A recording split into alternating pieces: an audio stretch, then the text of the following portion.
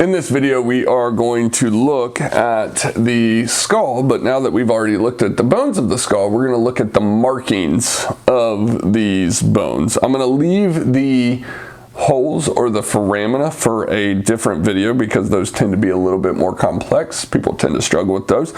So we're going to leave that for a separate video. So be on the lookout for that.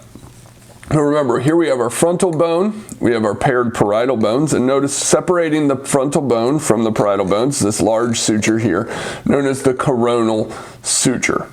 Separating our paired parietal bones, this suture here, known as the sagittal suture. Notice the coronal suture makes a coronal section of the skull. Sagittal suture makes a sagittal section of the skull. Separating your paired parietal bones from the occipital bone is the lambdoid suture. And if we look a little bit more laterally, we can see separating the parietal bone from the temporal bone is this squamous suture here. Now what I do want to highlight in this portion or the lateral view of the skull is that we have the parietal bone, the temporal bone, sphenoid bone, frontal bone, and they all come together sort of right here, and this is known as the pterion of the skull, which is the weakest point of the skull. So there's your pterion, where the parietal, frontal, sphenoid, and temporal bones all sort of merge together. As we stay in this lateral view, we're going to take a look at our temporal bone and notice that our temporal bone is a flat portion known as the squamous portion. This portion down here known as the mastoid portion, right? And then this portion here known as the petrous portion. Okay? Your temporal bone has this large process here known as the mastoid process. You have this extension here known as the styloid process. And then you have this extension out here known as the zygomatic process. Okay, so zygomatic process, styloid process, mastoid process. Okay. We stay in the lateral view. We can see some portions of the mandible here. We can see the body of the mandible, which is this portion here, right? And that translates in or transmits into the ramus, right? Which here you have your mandibular angle, right? So when it turns up at that mandibular angle, that's sort of the transition point between the body and the ramus, right? Then anteriorly, you have the coronoid process. And then here you have the condylar process. So coronoid, condylar, right? And your condylar process sets within the condylar fossa, right? Or the mandibular condyle of the temporal bone, right? And it forms that articulation point between them.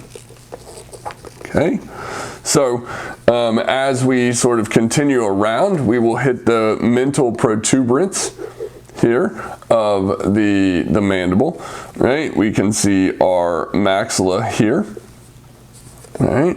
We can see the nasal concha inside of the nasal opening there.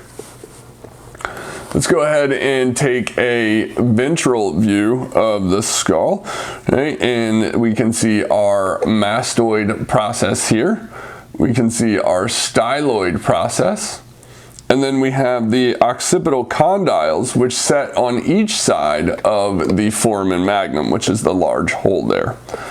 Okay, we can see our sphenoid bone here, and again, I'm going to ignore the foramina for now. We'll have a separate video just talking about those. Let's go ahead and flip this over and take a look at the inside of the base of the skull here, right? And remember, we have our frontal bone, our ethmoid bone, sphenoid bone, occipital bone. Okay, if we look at our ethmoid bone, two things to highlight here is that number one, you see this sort of ridge here, which is called the rooster's comb or the crista galli. And then if you look, you can see the flat portion of the ethmoid bone known as the cribriform plate. It's got some little holes in it, and these are where olfactory neurons are going to come up. Okay, you can see your sphenoid bone, and you have the lesser wing and the greater wing of the sphenoid bone. So the lesser wing is this portion up here, the greater wing's this greater portion down here.